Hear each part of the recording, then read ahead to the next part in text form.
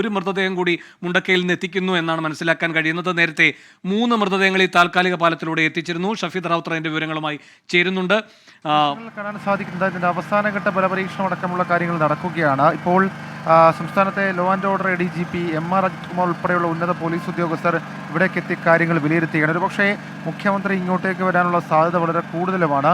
മുഖ്യമന്ത്രി അല്പസമയത്തിനുള്ളിൽ ഇങ്ങോട്ടേക്ക് എത്തിച്ചേർന്നേക്കാം എന്നുള്ളൊരു വിവരം ഈ ഘട്ടത്തിൽ ലഭിക്കുന്നുണ്ട്. ഈ സംഭവ സ്ഥലം, അതായത് ചൂരൽമല, മുഖ്യമന്ത്രി വന്നൊന്ന് കണ്ടുപോയേക്കാം എന്നുള്ളതാണ് നിലവിൽ ഇപ്പോൾ എടുത്തിരിക്കുന്ന ഒരു തീരുമാനം എന്നുള്ള വിവരം ഇരുദോഷം സ്ഥിരീകരിച്ചിട്ടില്ല. ഏതായാലും ഈ പ്രവർത്തികൾ പുരോഗമിക്കുകയാണ്. നമുക്ക് ആ ദൃശ്യങ്ങളിൽ, രാഹുൽ VS ദൃശ്യങ്ങളിൽ നമുക്ക് കാണാം.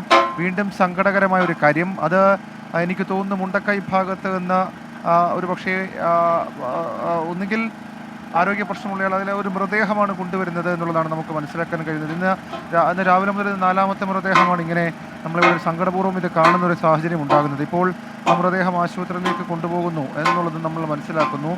അങ്ങനെ പലതരത്തിൽ ഇങ്ങനെ രക്ഷാപ്രവർത്തനം നടക്കുന്നു, തിരച്ചിൽ നടക്കുന്നു, അവിടെ നിന്ന് കൊണ്ടുവരുന്ന കാര്യങ്ങൾ അങ്ങോട്ടേക്ക് മാറ്റുന്നു, ആശുപത്രികളിലേക്ക് മാറ്റുന്നു. അങ്ങനെ ഏറെ സങ്കടകരമായിട്ടുള്ള കാര്യങ്ങളിലൂടെയാണ് ഇപ്പോൾ ഈ ഭാഗം ചൂരൽമല പോകുന്നത് എന്നുള്ളതാണ് നമുക്ക് ആ ദൃശ്യങ്ങളിൽ കാണാം. നമ്മൾ ഈ തിരച്ചിലിന് വേണ്ടിയിട്ടുള്ള രക്ഷാപ്രവർത്തനം അതടക്കമുള്ള കാര്യങ്ങൾ അത് ഫാറവേ നമ്മൾ മുന്നോട്ട് പോകുന്നുണ്ടെങ്കിൽ കൂടി ഈ കാണാതായവരുടെ എണ്ണം അത് നമ്മളെ സംബന്ധിച്ച് വലിയ ഞെട്ടലുണ്ടാക്കുന്നുണ്ട്.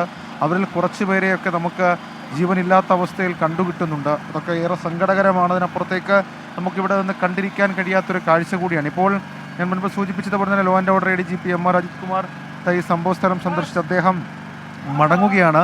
ഒരുപക്ഷെ മുഖ്യമന്ത്രി ഇങ്ങോട്ടേക്ക് വരാം, അതിനുള്ള സാധ്യതയുണ്ട്. അതേസമയം ഇപ്പുറത്ത് വേലിപ്പാലമായിട്ട് അതിൻ്റെ അവസാനഘട്ട ബലപരീക്ഷണം അത് നടക്കുകയാണ്. വേലിപ്പാലത്തിൻ്റെ അത് നേരത്തെ വിജയകുമാർ സൂചിപ്പിച്ചതുപോലെ തന്നെ അത് 2 പ്രദേശങ്ങളെ തമ്മിൽ കണക്ട് ചെയ്യുന്ന ഏറ്റവും പ്രധാനപ്പെട്ട ഒരു കാര്യമായി മാറും. അങ്ങനെയാണെങ്കിൽ വലിയ വാഹനങ്ങൾക്കുൾപ്പെടെ യന്ത്രസാമഗ്രികളുമായി മുകളിലോട്ട് പോകാൻ കഴിയും എന്നുള്ളതാണ് നിലവിൽ ഇവർ തന്നെ പറയുന്ന ഒരു കാര്യം. ഏതായാലും അതിന് കുറച്ച് നേരം കൂടി കാത്തിരിക്കേണ്ടി വരും. ഇരുമ്പ് പാളികൾ അത് വിരിച്ച് ഒരു പ്രതലമുണ്ടാക്കിയാൽ മാത്രമേ ആ രീതിയിലേക്കുള്ള പൂർണ്ണാർത്ഥത്തിൽ പാലം ആവുകയുള്ളൂ. എത്ര ടൺ വാഹനങ്ങൾ കയറുമെന്നടക്കമുള്ള കാര്യങ്ങൾ അവർ അത് വിവരിക്കാമെന്ന് പറഞ്ഞിട്ടുണ്ട്. ഏതായാലും വലിയ എഫേർട്ട് ഇട്ടുകൊണ്ടാണ് ഇന്ത്യൻ ആർമി ഇന്നലെ വൈകുന്നേരം മുതൽ ഇതിപ്പോൾ ചെയ്ത് പൂർത്തീകരിക്കുന്നത്. അതിന് സ്വാഭാവികമായും ഇന്ത്യൻ ആർമി എടുത്ത എഫേർട്ട് ചെറുതുമല്ല.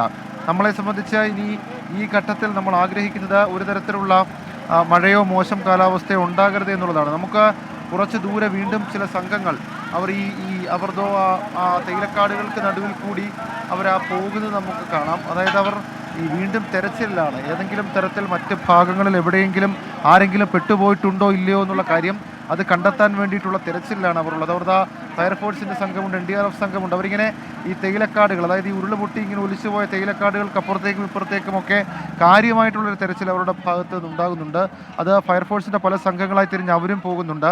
സന്നദ്ധ പ്രവർത്തകർ ഇവരേക്ക് നമ്മൾ ഈ ആർമിക്കാണെങ്കിലും അതേപോലെ തന്നെ ഇവിടെ രക്ഷാപ്രവർത്തനം ഏർപ്പെടുന്നവർക്ക് ഭക്ഷണം കൊണ്ടെത്തുന്നുണ്ട്. അങ്ങനെ ഒരുപക്ഷെ കേരളം ഒറ്റക്കെട്ടാണ് എന്ന് തെളിയിക്കുന്ന കാഴ്ചകളുണ്ടെങ്കിൽ പോലും നമ്മളെ സംബന്ധിച്ച് ഇവിടെ നിന്ന് പറയാനുള്ളത് അത്രയും സങ്കടകരമായ കാര്യങ്ങളാണ്. പ്രത്യേകിച്ച് 240 പേരോളം കാണാനുണ്ട് എന്നുള്ളൊരു അനൗദ്യോഗിക കണക്ക് വരുന്നുണ്ട്.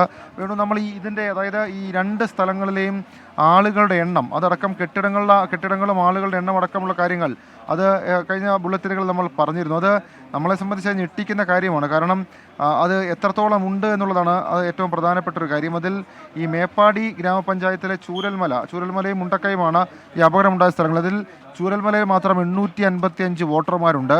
മുണ്ടക്കയിൽ 900 വോട്ടർമാരും ഉണ്ട് എന്നുള്ളതാണ് ഔദ്യോഗിക കണക്ക്. ഇതിൽ ചൂരൽമലയിൽ 599 കെട്ടിടങ്ങളും മുണ്ടക്കയിൽ 431 കെട്ടിടങ്ങളും അത് ലൈസൻസ് കിട്ടിയ കെട്ടിടങ്ങളാണ്. ഇത്രയും കെട്ടിടങ്ങൾ ഉണ്ട് എന്നുള്ളതാണ്. അപ്പോൾ സ്വാഭാവികമായും ഇവിടുത്തെ ജനവാസം എത്രത്തോളമാണെന്ന് നമുക്ക് മനസ്സിലാക്കാൻ കഴിയും. നല്ല രീതിയിൽ പ്രവർത്തിച്ചിരുന്ന, നല്ല കാര്യമായി ആളുകൾ വസിച്ചിരുന്ന ഒരു സ്ഥലം. അവിടെയാണ് ഇപ്പോൾ ഷാഫി പറമ്പിൽ MP ഉണ്ട്, രാഹുൽ മാങ്കൂട്ടത്തിൽ, അതേപോലെ തന്നെ മറ്റ് കോൺഗ്രസ് നേതാക്കൾ കൂടി ഈ ഭാഗത്തേക്ക് വരികയാണ്. ഈ കൂടുതൽ നേതാക്കൾ ഈ രക്ഷാപ്രവർത്തനം നടക്കുന്ന ഈ സ്ഥലത്തേക്ക് വരുന്നത് നമുക്ക് ആ ദൃശ്യങ്ങളിൽ കാണാൻ സാധിക്കും. ഇപ്പോൾ ഷാഫി പറമ്പിൽ MPയും അതേപോലെ തന്നെ യൂത്ത് കോൺഗ്രസിൻ്റെ നേതാവ് അദ്ദേഹം രാഹുൽ മാങ്കൂട്ടത്തിലടക്കമുള്ള ആളുകൾ ഇവിടേക്ക് എത്തിയിട്ടുണ്ട്. അവരടക്കം ഈ പാലം ഏത് രീതിയിൽ, പാലത്തിൻ്റെ പ്രവൃത്തികൾ ഏത് രീതിയിൽ എന്നുള്ള കാര്യം വിലയിരുത്തുകയാണ്. ഏതായാലും മുഖ്യമന്ത്രി ഒരു പക്ഷേ ഇങ്ങോട്ടേക്ക് വരാനുള്ള സാധ്യത നമുക്ക് തള്ളിക്കളയാൻ കഴിയില്ല. അതേസമയം ആർമി ആകട്ടെ അവരുടെ ഡ്യൂട്ടി അത് അവർ ആ രീതിയിൽ ഇവിടെ തുടരുന്നുമുണ്ട്. കാരണം ഇനിയും അവർക്ക് സമയമില്ല. ഇന്ന് വൈകുന്നേരത്തോടു കൂടി ആയിക്കഴിഞ്ഞാൽ കാലാവസ്ഥ പ്രതികൂലമാകും. കാലാവസ്ഥ പ്രതികൂലമായി കഴിഞ്ഞാൽ പിന്നീട് ഈ മുണ്ടക്കൈ ഭാഗത്തേക്കൊക്കെ ഇനിയും തെരച്ചിൽ നടത്താൻ നിരവധി സ്ഥലങ്ങളുണ്ട് എന്നുള്ളതാണ് നമ്മൾ മനസ്സിലാക്കുന്നത്. നേരത്തെ എസ് ശ്രീകാന്ത് ഉൾപ്പെടെയുള്ള ആളുകൾ അവിടെ നമ്മൾ കണ്ടതാണ്. അവിടുത്തെ വേദനിപ്പിക്കുന്ന കാഴ്ചകൾ, തകർന്നു പൊളിഞ്ഞു പോയ വീടുകൾ, അവിടെ ഇങ്ങനെ മൺകൂനകളടക്കമുള്ള കാര്യങ്ങൾ നമ്മൾ കണ്ടതാണ്. ആ രീതിയിൽ വലിയ തരത്തിലുള്ളൊരു തിരച്ചിൽ ആവശ്യമായിട്ടുള്ളൊരു സ്ഥലം കൂടിയാണ് അവിടേക്ക് എത്തുക എന്നുള്ളതാണ് നമ്മളെ സംബന്ധിച്ച് ഏറ്റവും പ്രധാനപ്പെട്ട കാര്യം. അതിനു വേണ്ടിയിട്ടാണ് ഇന്ത്യൻ ആർമി ഇപ്പോൾ ശ്രമിച്ചുകൊണ്ടേയിരിക്കുന്നത്. നമുക്ക് ആ ദൃശ്യങ്ങളിൽ കാണാൻ സാധിക്കും അവരുടെ ശ്രമം. അത് എത്രയോ മണിക്കൂറുകളായി അവരെന്തൊക്കെ മാറ്റിവെച്ച് നടത്തുന്നു എന്നുള്ളത്. പ്രതികൂല സാഹചര്യത്തിലും അവർ ആ പണി തുടർന്നിരുന്നു. ഇന്നലെ രാത്രിയൊക്കെ ഇന്ന് വൈകുന്നേരം കൊണ്ട് ഇത് പൂർത്തിയാക്കും എന്നുള്ളതാണ് നമുക്ക് മനസ്സിലാക്കാൻ കഴിയുന്ന വിവരം. അപ്പോഴേക്കും മറ്റ് കാര്യങ്ങൾ, അതായത് അപ്പുറത്തേക്ക് എത്തിക്കാനുള്ള ഒരു സംവിധാനം ഉണ്ടാകും. കൂടുതൽ ആംബുലൻസുകൾക്കൊക്കെ അവിടേക്ക് പോയി അത്ര ദൂരം ഈ ജീപ്പിലൊന്നും കൊണ്ടുവരാതെ, അതിപ്പം പരിക്കേറ്റവരാണെങ്കിലും അതേപോലെ തന്നെ ഇവിടേക്ക് ഇപ്പുറത്തെ കരയിലേക്ക് എത്തേണ്ടവരാണെങ്കിൽ കൂടി നമുക്ക് അവരെ ഇങ്ങോട്ടേക്ക് കൊണ്ടുവരാൻ കഴിയും എന്നുള്ളതും ഏറ്റവും ശ്രദ്ധേയമായിട്ടുള്ളത്. ഇപ്പോൾ നമുക്കൊരു ദൂര വിഷ്വൽ കാണാം. ആ വിഷ്വലിലും നമ്മൾ പ്രതീക്ഷിക്കാത്തൊരു സാധനമാകും വേണു ഉണ്ടാവുക. കാരണം ഒരു സ്ട്രക്ചറുമായി ഒരു സംഘം അവർ നടന്ന് അപ്പുറത്ത് കാണുന്ന ആ സ്ഥലത്തേക്ക് കൂടി അങ്ങോട്ടേക്ക് പോവുകയാണ്. അപ്പോൾ എന്തോ വിവരം അവർക്ക് കിട്ടിയിട്ടുണ്ട്, അല്ലെങ്കിൽ മുൻപ് നടന്ന പരിശോധനയിൽ അവരെന്തോ കണ്ടെത്തിയിട്ടുണ്ട്. അത് നമ്മളെ സംബന്ധിച്ച് നിരാശാജനകമായിരിക്കും എന്നതിനപ്പുറത്തേക്ക് മറ്റൊന്നും ഈ ഒരു അവസ്ഥയിൽ, ഈ ദുരന്ത ഭൂമിയിൽ നിന്ന് നമുക്ക് പറയാനില്ല. കാരണം അത്രത്തോളം പ്രയാസകരമാണ്. ഓരോ പ്രാവശ്യവും മുണ്ടക്കൈയിൽ നിന്ന് ജീപ്പ് വന്ന് മറുകരയിൽ നിൽക്കുമ്പോൾ നമ്മൾ പ്രതീക്ഷിക്കും അതൊരു ജീവനുള്ള ആളാകണമെന്ന്. പക്ഷേ പലപ്പോഴും അങ്ങനെയല്ല ഇവിടെ സംഭവിക്കുന്നത്.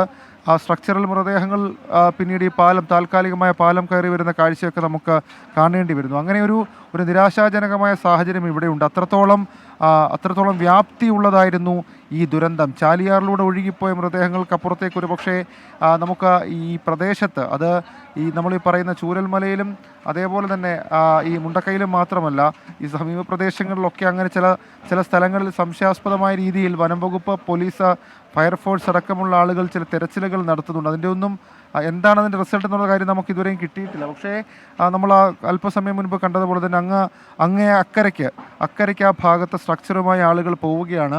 ആ രീതിയിൽ നമ്മളെ വേദനിപ്പിക്കുന്ന ചില കാഴ്ചകൾ കൂടി ഇവിടെ നിന്ന് നമുക്ക് കാണാൻ കഴിയും. അതേസമയം രക്ഷാപ്രവർത്തനത്തെ സംബന്ധിച്ച് വളരെ പ്രധാനപ്പെട്ടൊരു ഘട്ടം, അത് ആർമി ആദ്യമുണ്ടാക്കിയ താൽക്കാലിക പാലമാണെങ്കിലും ഇപ്പോഴുണ്ടാക്കി തീരാൻ പോകുന്ന ബെയിലി പാലമാണെങ്കിലും ഒക്കെ ഈ ദേശത്തെ ഒറ്റപ്പെട്ടൊരു തുരുത്തായി മാറിപ്പോയ മുണ്ടക്കൈ എന്ന് പറയപ്പെടുന്ന മറുദേശവുമായി കണക്ട് ചെയ്യാനുള്ള ഏറ്റവും പ്രധാനപ്പെട്ട എയ്ഡായി മാറും. അങ്ങനെ കൂടുതൽ രാഷ്ട്രീയ നേതാക്കൾ ഈ ഭാഗത്തേക്ക് വരുന്നുണ്ട്. എം പിമാരും എം എൽ എമാരും ഒക്കെ ഈ ഭാഗത്തേക്ക് വരുന്നുണ്ട്. അവരൊക്കെ ഈ സർവകക്ഷി യോഗത്തിനൊക്കെ ശേഷം ഒരു പക്ഷേ ഇവിടേക്ക് വന്ന് ഈ സ്ഥിതിഗതികൾ വിലയിരുത്തുകയാണ്. ഏതായാലും വലിയ തരത്തിലുള്ളൊരു മേൽനോട്ടം, അത് മന്ത്രിമാരുടെ അടക്കം, റവന്യൂ മന്ത്രി കെ രാജനും അതേപോലെ തന്നെ വനം മന്ത്രി എ കെ ശശീന്ദ്രൻ ഉൾപ്പെടെയുള്ള ആളുകൾ ഇന്ന് സംഭവ സ്ഥലത്തേക്ക് എത്തിയിരുന്നു. അവരും ഇതൊക്കെ വിലയിരുത്തി. നമ്മളെ സംബന്ധിച്ച് ഇപ്പോൾ ഈ മൊമെൻറ്റിൽ നമുക്ക് പറയാനുള്ളത്, ഈ തെരച്ചിൽ 240-ലധികം ആളുകളെ കാണാനില്ല എന്ന് പറയുമ്പോൾ അത് ഞാൻ മുൻപ് പറഞ്ഞ ആ വാർഡ് തിരിച്ചുള്ള കണക്ക്, അല്ലെങ്കിൽ അത് ഈ പഞ്ചായത്ത് അടിസ്ഥാനത്തിൽ നമുക്ക് ലഭിച്ച കണക്കും വോട്ടർമാരുടെ എണ്ണവും ഒക്കെ പരിശോധിക്കുമ്പോൾ അത് വലിയ തരത്തിൽ ഞെട്ടലുണ്ടാക്കുന്നൊരു കാര്യം കൂടിയാണ്. കാരണം അത്രത്തോളം സജീവമായിരുന്നൊരു ദേശം ഒരൊറ്റ രാത്രി കൊണ്ടില്ലാതായി, പൂർണ്ണമായും മണ്ണിനടിയിൽ പെട്ടുപോയി. അതിൽ ജീവിച്ചിരുന്ന പല മനുഷ്യന്മാരും ഇല്ല എന്നൊക്കെ പറയുമ്പോൾ അത് കഴിഞ്ഞ ദിവസം ഒരു അമ്മയുടെ വേദനയൊക്കെ നമ്മൾ കണ്ടതാണ്. കാരണം അവരോടൊപ്പം ഓടിയിരുന്ന ഒരാൾ കാണാനില്ല, ഓടി രക്ഷപ്പെടാൻ നോക്കിയതാണ്, കാണാനില്ല. അങ്ങനെയൊക്കെ ഒരു രാത്രി ഒന്ന് കഴിഞ്ഞൊരു പ്രഭാതത്തിലേക്ക് വരുമ്പോൾ തങ്ങൾ ജീവിച്ച മണ്ണില്ല, ഭൂമികയില്ല, അവരുടെ ചുറ്റുപാടുമുണ്ടായിരുന്ന മനുഷ്യരില്ല, കന്നുകാലികളില്ല, വളർത്തുമൃഗങ്ങളില്ല, അങ്ങനെ സകലതും നശിച്ചു പോകുന്നൊരു വല്ലാത്ത മാനസികാവസ്ഥയിലേക്ക് വയനാട്ടിലെ ഇവിടുത്തെ ആളുകൾ മാറിയിരിക്കുന്നു. വയനാടിനെ സംബന്ധിച്ചും കേരളത്തെ സംബന്ധിച്ചും നമുക്കൊരിക്കലും ഉൾക്കൊള്ളാൻ കഴിയാത്ത, നമ്മൾ ഞെട്ടിച്ചൊരു ദുരന്തമായി ഈ ദുരന്തം മാറിയിരിക്കുന്നു. ഇനി നമ്മൾ ഈ ദുരന്തമുഖത്തെ കയ്യും കെട്ടി നോക്കി നിൽക്കുകയല്ല, ഈ ദേശത്തെ തിരിച്ചു കൊണ്ടുവരണം. അതിനുമൊക്കെ അപ്പുറത്തേക്ക് ഏതെങ്കിലും ഒരു ജീവൻ്റെ തുടുപ്പെങ്കിലും ഏതെങ്കിലും മൺകൂനകൾക്കടിയിലോ മരങ്ങൾക്കിടയിലോ കല്ലുകൾക്കിടയിലോ ഉണ്ടെങ്കിൽ നമുക്ക് തിരിച്ചു പിടിക്കണം. മറ്റൊന്ന്, ഈ നാടിനെ തിരിച്ചു പിടിക്കണം. അങ്ങനെ പലതരത്തിലുള്ള രക്ഷാപ്രവർത്തനം, തിരച്ചിൽ, തുടർ രക്ഷാപ്രവർത്തനങ്ങൾ, ഈ നാടിനെ തിരിച്ച് റീബിൽഡ് ചെയ്യണം. അതടക്കമുള്ള പല കാര്യങ്ങളുമുണ്ട്. ഏതായാലും അതിൻ്റെ ആദ്യ ദിവസങ്ങളിലെ കാര്യങ്ങൾ നമ്മൾ ചെയ്ത് പൂർത്തീകരിച്ച് വരികയാണ്. ഇപ്പോൾ നമുക്ക് ആ ദൃശ്യങ്ങളിൽ കാണാൻ സാധിക്കുന്നത് ബെയിലി പാലം ഏതാണ്ട് ഉറപ്പായി വരികയാണ്. അതിനപ്പുറത്തേക്ക് ഇനി ആ ഇരുമ്പ് ഷീറ്റുകളോടെ വിരിച്ച് അതിലേക്കൂടെ നമ്മളൊരു വാഹനം കയറ്റി, സൈന്യത്തിൻ്റെ തന്നെ വാഹനം കയറ്റി അവർ ബലം പരിശോധിക്കും. ശേഷമായിരിക്കും മറ്റു വാഹനങ്ങൾ കടത്തിവിടുക. ഏതായാലും ഇതിൻ്റെ ഈ നദിയുടെ രണ്ട് കരയും, ഈ പുഴയുടെ രണ്ട് കരയും നമുക്ക് കാണാം. JCB കൈകൾ കൊണ്ട് മണ്ണ് മാറ്റുകയാണ്.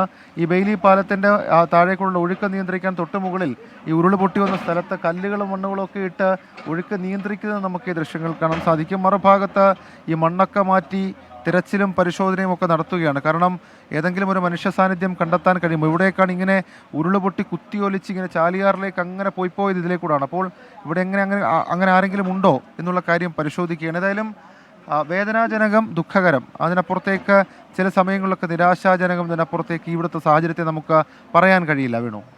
ഷഫീദ് റാവുത്തറാണ് ചൂരൽമലയിൽ നിന്ന് വിവരങ്ങൾ നൽകിക്കൊണ്ടിരിക്കുന്നത്. 291 പേർ മരിച്ചു എന്നതാണ് ഒടുവിലത്തെ കണക്ക്. പക്ഷേ ഷഫീദ് നേരത്തെ പറയുകയുണ്ടായി, ഒരു മൃതദേഹം കൂടി മുണ്ടക്കയിൽ നിന്ന് ഈ താൽക്കാലിക പാലം വഴി ഇപ്പോൾ നിർമ്മിച്ചുകൊണ്ടിരിക്കുന്ന ബെയിലി പാലത്തിന് സമാന്തരമായി സൈന്യമുണ്ടാക്കിയ താൽക്കാലിക പാലം വഴി ചൂരൽമലയിൽ എത്തിച്ചു എന്ന്. അങ്ങനെയെങ്കിൽ ഒരു പക്ഷേ മരണസംഖ്യ 292 ആകാം.